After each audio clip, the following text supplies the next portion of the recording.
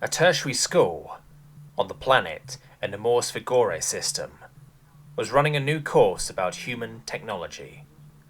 The school had the luxury of having an ex-human intelligence officer who had worked with the Federated Suns Alliance, considered the galaxy's governing body by most, was to give a lecture about human artificial intelligence and its application in different sectors.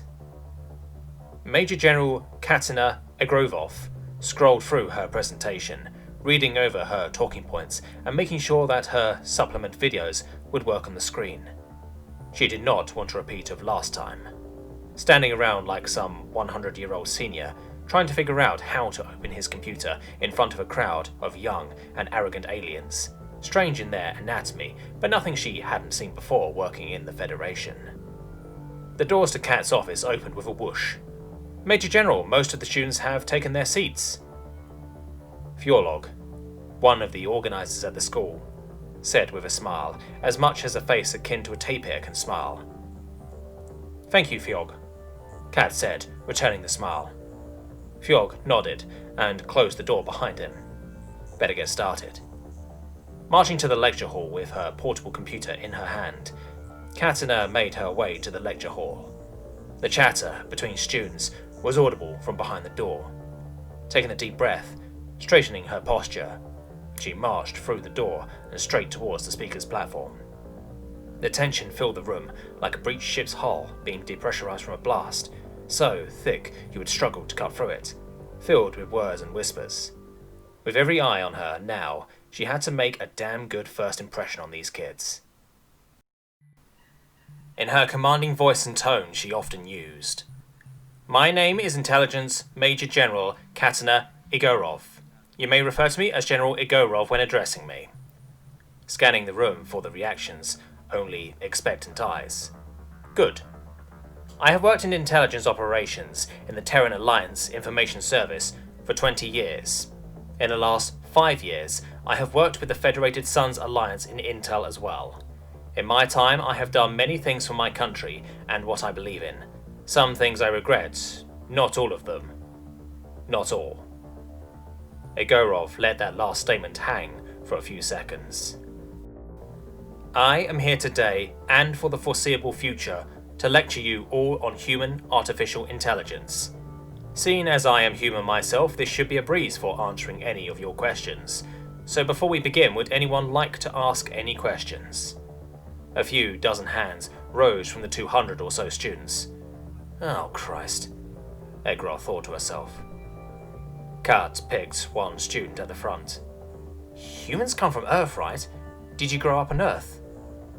"Yes, humans' home planet is Earth. For me, however, I did not grow up there. I grew up on a moon orbiting a habitable planet in the Proxima Centauri B system. Mainly heavy industry exports, mining the moon's crust for metals for building navy ships and computers." Katina chose another student from the back. "You said you are an information major general. Have you been in firefights or battle before? And what do you do as an information general?" "To answer your first question, yes. I have seen combat before. I was with the Terran Space Marines, and no, I was not a part of the Marine Custodes. I did 3 tours of the Atlog conglomerate, Venfield War. To answer your other question, as an information major general, I analyze, deconstruct information, and I also organize operations to gather this information." Taking a sip from her bottle of water.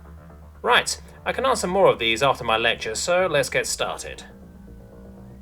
Opening her laptop and plugging it into the massive stadium-style screen, Katina began to speak. "For most, humans are a Bob-standard average race in the Milky Way. We have no real notable structural adaptations, but have evolved many behavioral and physiological adaptations.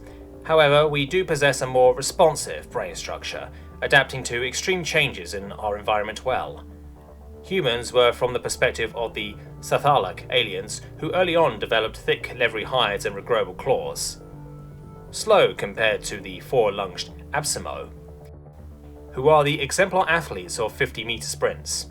Poorly organized by the near machine-like family structures of the Leonids, who were also capable of sustained flight in thin atmosphere. Katina had earned a few glances from some of the Leonoids in the room. However, when many aliens struggled to develop AI which is intelligent, creative, emotional, yet paradoxically obedient, submissive or predictable, humans had excelled.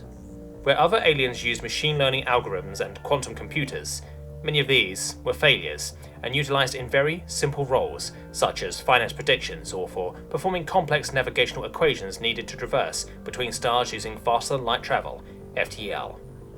Even with the quantum computers' near instant calculations compared to electrical computers, it was still relatively slow for FTL travel.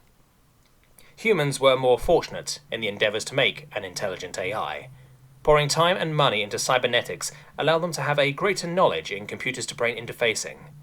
This key technology gave humans the power to create an AI using the structure of a human brain, whilst giving it strict laws to abide by to prevent rogue behavior.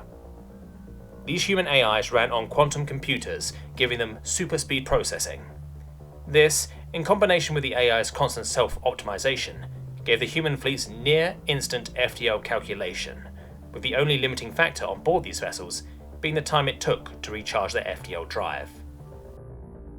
Eventually, one AI aboard a human central command carrier, of which there were a few, that was assisting command by the Admiral's side had self-improved its own mind to the extent that it was able to effectively command the ship itself without the need of a superior officer. Katina got a few whispers from the students. She wondered if they had never even heard of human AIs. Its original purpose was to act as a middle management and combat role, organising various combat drills and simulations, target prediction and fightercraft inception, point defence, power distribution and management, directing damage control technicians to hull breaches. The AI had self-improved to the point it could give predictions from sensor information. Gathering various sensor information and drawing on its vast storage of celestial phenomena, it could predict the most likely mineral composition of asteroid belts, moons, and gas giants. Once, the AI predicted the existence of a wrecked mining vessel, which had neglected the subtle signs of a moving debris field. The field had torn the mining ship apart. During a common human fighter craft exercise, fighter squads would fire a volley of missiles at a small moon and then perform evasive maneuvers away from the moon. Usually the AI would act as a co-pilot for the newer fighter pilots, as they usually were prone to lagging behind or collisions. In one case, a squad lead had accidentally maneuvered their squad into the line of fire from another squad. The AI, being present for this exercise, asserted control of the fighters, swinging them around and performing a coordinated stream of fire to destroy the missiles. For organics, attempting such a task would be near impossible, but for a human AI, it was a simple prediction and coordinated action. On the occasion when new personnel were aboard, either as civilian apprenticeships, Naval Academy trainees or ensigns, the AI would find themselves bombarded with questions. The AI found that manifesting itself via the 3D holographic projectors in the form of a book with a dagger used as a bookmark, which was assigned to it by its creators. One of the new Navy astrophysicist Ensign Clark asked if the AI had a name. The AI replied that it did not need a name, as it was the only AI aboard the vessel. Navy astrophysicist Ensign Clark asked if he could name it Minerva. The AI agreed if it made communication easier for the other organics aboard.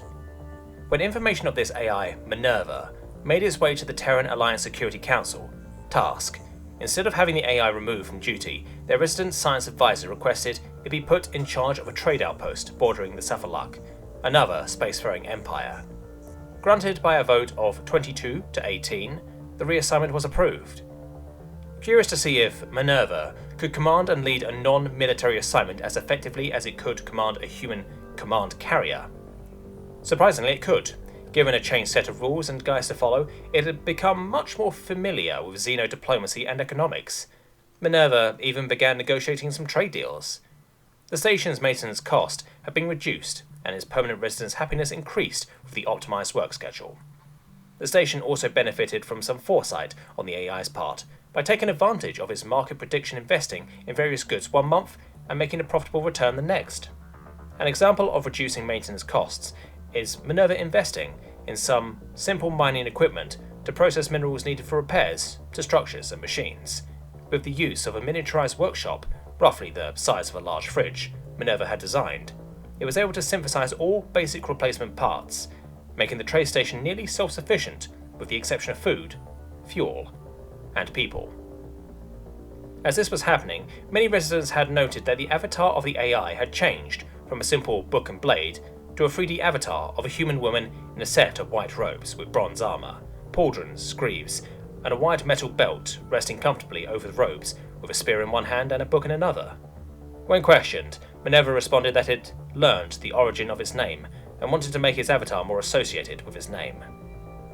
Given the promising results of the AI, a large computational complex was built on Proxima Centauri b, Proxy b, with nodes built around the Proxima Centauri system and outwards to extend the AI's reach of communication and command. Proxy b was a relatively older terraformed planet, orbiting a red dwarf star with gravity of 1.1 Gs and an average surface temperature of 13.5 Celsius. Proxy b was primarily agricultural and light industry society, exporting many consumer goods for revenue. Minerva was transferred to the super complex, where it was ceremoniously granted the title of governor of Proxima Centauri. A party was thrown by the peoples of Proxy b in honor of their new and strange leader. After attending the party via holographic projection, Minerva spent her non-essential processing to plan the future of the planet, prioritizing the understanding of the various species' years as adolescents. Learning how species would interact with their children and valuing the importance of the children and those who supported them introduced new mandatory benefits for childcare workers and teachers. Wasting no time, Minerva had begun work on developing infrastructure in areas where it was lacking and drafting new educational curriculums for the different species on the planet, as every species excels in certain areas of academia. Eventually constructing what was aimed to be the first human-built xenoschools, designed to accommodate species of all kinds. With such promise for the planet and people, it became worrying when the Messier Trade Federation, MTF, began pushing for laws limiting AI, specifically the upper intelligence of them. Being connected to the net, Minerva quickly picked up on the bill, analysing the known history of the MTF, concluded that they were extremely jealous of the humans' new super AI, although it didn't take a super intelligent AI to figure that out, and would likely attempt to use spies to kidnap herself. Minerva quietly broadcasted to her computer complex's speakers, the humming of fans and computers drowning the broadcast out. "Oh dear Min, what have you become?" Minerva thought to herself as she looked through the various eyes she had seen in the streets and in the upper atmosphere, watching the planet slowly rotate away from the sun. Observing a sapphire-like toddler playing tag with another Absimo toddler in a childcare centre, the teacher calls out to the children to come inside for midday meals. Minerva, for a moment, considered alerting the Terran Alliance of Information Technology, TATE, on the matter of referring to herself as, well, a woman, despite lacking her physical form. She thought it was not necessary, and to maintain course. The MTF were furious that their spies had failed to gather any knowledge on the whereabouts of the computer complex or obtain any of the hardware or experts that were involved in the making of these human brain pattern AIs. Their attempts at copying their own brain patterns had resulted in various degrees of failure, from completely inert AIs to AIs which felt only panic or were unresponsive to commands. In one case, the AI had screamed through every device, including radio transmitters, screens, monitors, speakers for a few hours, until the storage device on which it was stored was found and destroyed. The towering six-limbed insectoid, a Tshirt intelligence officer, walked through hallways at a brisk pace, whilst a shorter Leonid attempted to catch up with him, flapping its navy blue wings to gain momentum. "Sir," the Leonid squawked before being cut off. "Information, Sergeant, and you will refer to me as such," the Tshirt sternly chittered back. "Sergeant, about the hardware we've obtained." "Yes, I'm aware. I'm assumed you've moved on to other ventures?" "No, Sergeant. We found that the brain mappers we attained won't work with any non-human species. It's mapping and scanning for parts of the brain that don't exist." "And? Just tell the machine to map for our brain parts and not of those damned apes." "We tried, Sergeant, but with no progress. The behaviour of these non-human AI are extremely malicious and uncooperative, even bypassing hard-coded laws in their program. We found out why, though." The chitinous shell of the intelligent sergeant flexed inwards, expressing curiosity. The Leonid continued. The humans possess a very uniquely developed anterior insular cortex. It links sensory experience and emotions. Using one of our own brain AIs leads to the AI not being able to link sensory stimulus and motion, thus creating a highly aggravated and malicious program. This is likely caused by our separation of sensory experience and emotion into different and scattered parts in our brains. The intelligence sergeant flexed his arms as he slowed down to a stand. I see. Thanks very much for that brief. Tell your programmers to explore any pathways that could lead to the neutralizing of any human AIs. If we can't have the advantage, we must deny the enemy to have such advantage, especially if we want the seizure to go through.